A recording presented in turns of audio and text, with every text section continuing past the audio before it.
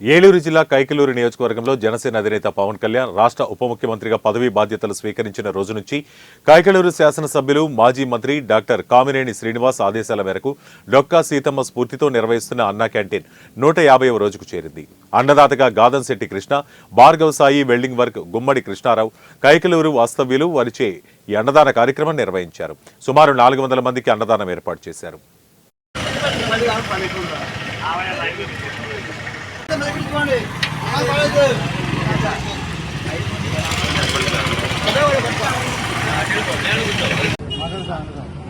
అందరికీ నమస్కారం. ఈరోజు 150 రోజుగా ఈ అన్న క్యాంటీన్ ప్రారంభించి 150 రోజులు పూర్తయింది.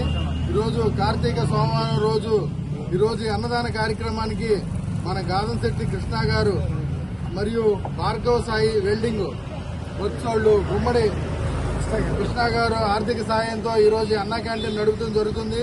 గత 150 రోజుల నుంచి కూడా ఏదైతే మన పవన్ కళ్యాణ్ గారు డిప్యూటీ సీఎం గా ప్రమాణ స్వీకారం చేసిన రోజు నుంచి కూడా ఈ రోజు వరకు మన స్థానిక శాసనసభ్యులు డాక్టర్ కామినేని శ్రీనివాస్ గారి ఆదేశాల మేరకు ప్రతిరోజు కూడా దాతల సహాయ సహకారాలతో ఇక్కడ ఈ అన్న క్యాంటీన్ నడుపుతున్నాము.